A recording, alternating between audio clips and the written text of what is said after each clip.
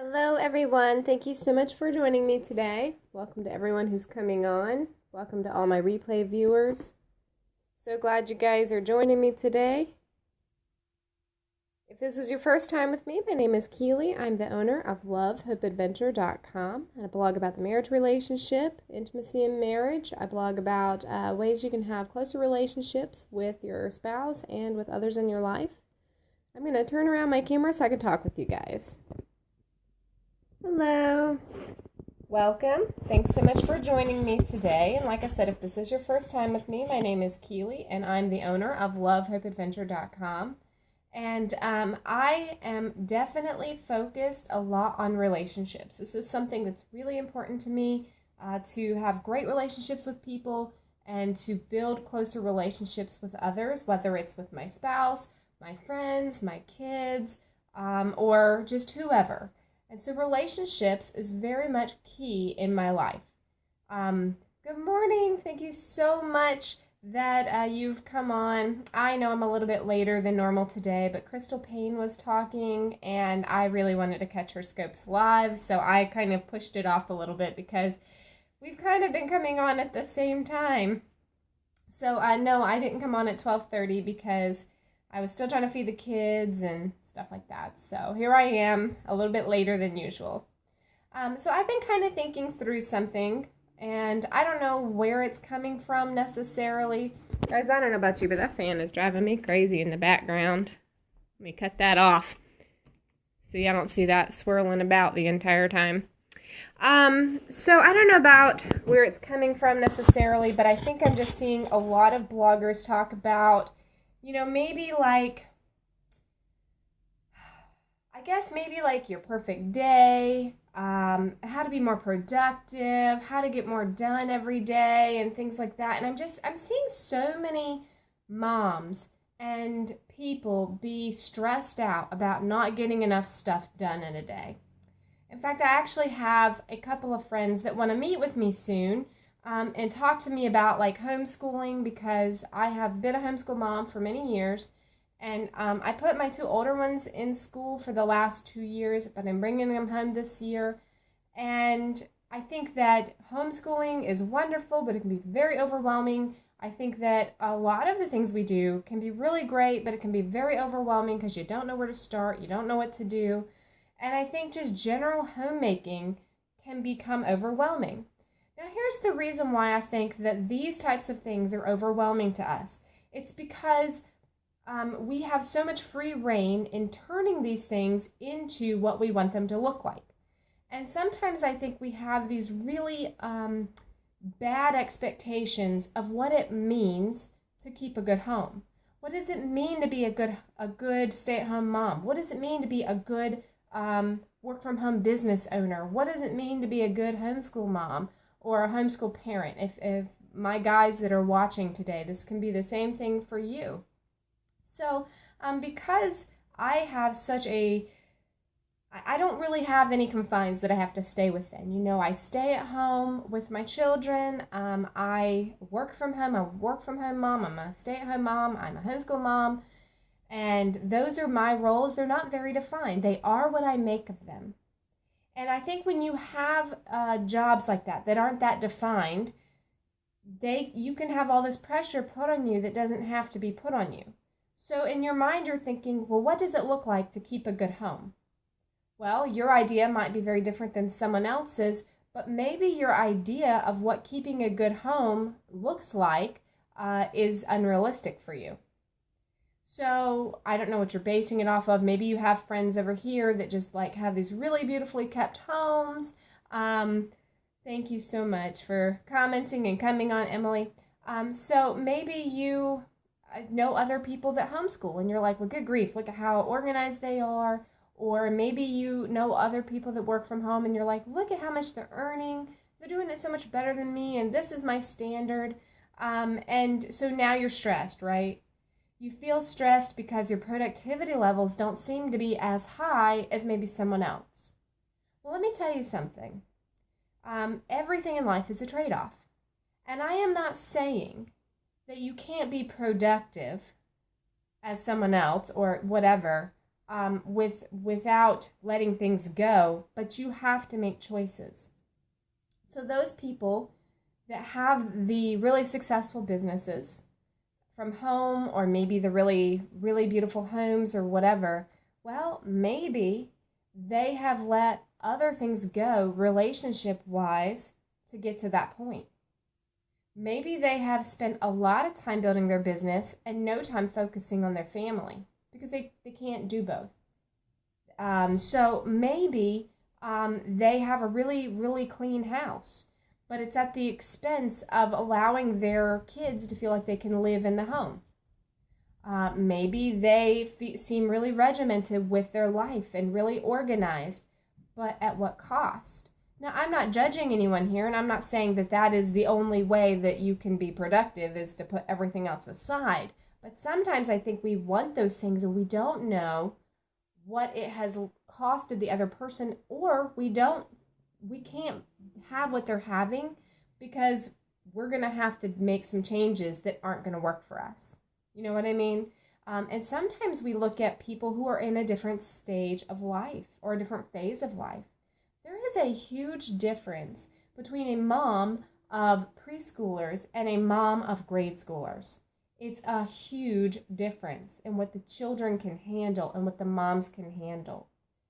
And when I was having my children and they were younger, because see, I'm in a little bit different phase of life now. My kids are 10, 9, and 5.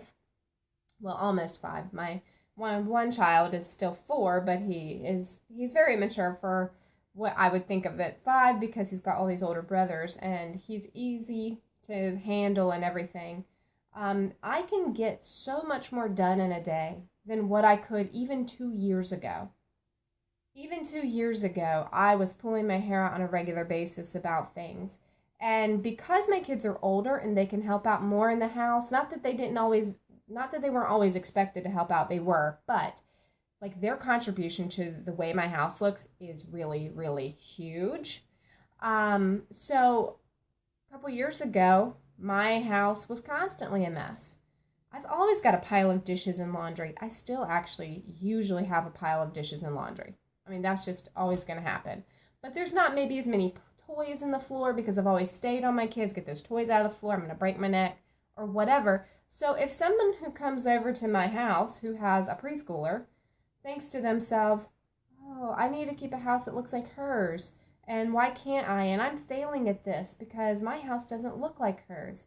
Well, I'm in a different phase of my life, and it doesn't cost me anything. It doesn't cost my kids anything for them to contribute to our home now that they are older. I am not keeping a clean house at the expense of my children. I'm not saying y'all can't ever do anything in here or y'all can't play with your toys ever. With preschoolers, with like toddlers and stuff like that, your house is just going to be different. And now you can break your neck if you want to have a perfect house and get it all straight or whatever. Or you can say, hey, you know what? Those dishes will be there tomorrow. I'm going to take time with my kid right now. And we do that all the time. All the time. It's like, look, there's all these dishes, but hey, let's go to the park. And this is actually something that happened last night. We got done with our dinner, and my husband was like, hey, let's take the kids over to ride their bikes in the park. Well, you know, the closest park is something like 20 minutes from here. So we had a drive to consider, and then we had time at the park to consider. And when we got back, I think it was like 8:30 almost. Now, I've got a 10, 9, and almost 5-year-old. So they're a little bit older. And somebody says, in 10 years, I won't wish I cleaned more. I wish I spent more time with my kids. Exactly. And so what we did is, if it had been even last year, the dishes and the laundry would not have gotten done. But my kids are a little bit older now, and I could get them through the showers, let them stay up a little bit later. This is spring break for the older ones, so they're not having to get up and go to school the next day. And I was able to like get them to fold their laundry and do their dishes and get their showers, even though we came home kind of late. A couple years ago, we would have had to bring them in, skip the showers, put them straight in bed, right? It was like, oh, who cares about the sand and the pillows, right? They've got to go to sleep. They're not going to make it. I'm in a little bit different phase of life now. And we have definitely allowed things to just kind of fall by the wayside for a while so that we could focus on each other. And guys, there's only so much time that you have in a day. So what you have to decide is, what is the most important thing for me to do right here, right now? My husband gets to come home for lunch many days. And I remember there being a period of time when he made this transition. This was probably like, I don't know, maybe like 8 years ago or something. We got into a place when he could actually start coming home for lunch. And we've actually had this privilege for a number of years through different places of employment because of the nature, flexibility of what he does. But I remember when he first started coming home during lunchtime, that was nap time for the kids, and it was prime time for me to get stuff done in my house. And I can tell you, it was really hard for me to say, I am not going to do productive things right now because my husband is home to have lunch with me. And it was this thing, it kind of torn me because I'm like, okay, I have to make up for the loss of productivity now because I'm going to sit down and have adult conversation with my husband during lunchtime. And it was hard, but I just reminded myself that those things that I needed to get done, they'll get done. I'm going to get done the things that absolutely have to get done. It may not be everything in the world that I want to have get done. However, I'm not getting back those years, that time, the relationship with my spouse or my kids or whatever. So when you are thinking of your days and these things come along and you're like, here's my long to-do list, and then this kid gets sick, or your husband has a sudden day off, or, something happens, somebody needs you to invest in them with relationships. Remind yourself that the relationships are very important. And I am not saying ignore your responsibilities for days on end, but it's okay if you ignore your responsibilities for 20 minutes so that you can read your kid a book. It's okay to ignore those responsibilities for a little bit so that you can talk to your husband on the phone or call a friend or go get coffee. And I know it's hard, and I know you feel like you're getting pulled in 500 directions, but just let some stuff slide. It's okay. It's okay to change your mindset about what your home has to look like or what your day has to look like or what does it look like to be organized. Be unorganized. It's okay. Be spontaneous.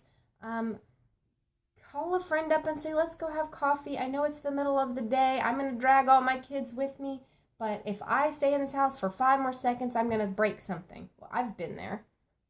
I actually have that happen to me almost every week. I cannot stay home but for so many days before I lose my mind. So that's me talking. Maybe some of my introverted viewers and friends would be like, I never want to leave my house. I want to stay here. I like this here. So take the break that you need to take.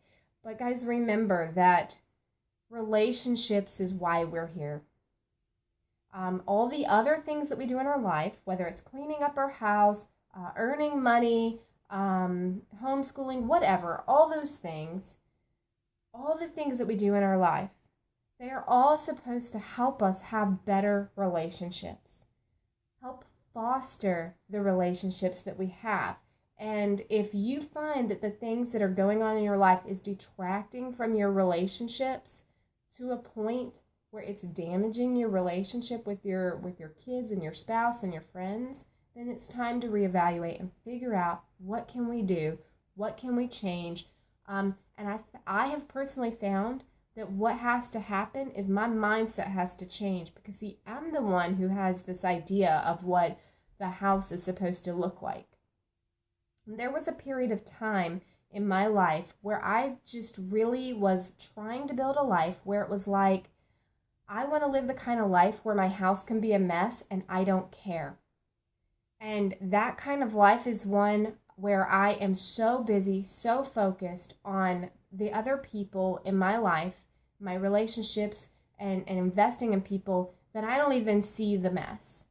And that's kind of something that I really pushed for when my kids were younger because when the house was constantly a wreck and I felt like we could never get anything done, I just really wanted to focus on my attention on the people in my life, not the stuff.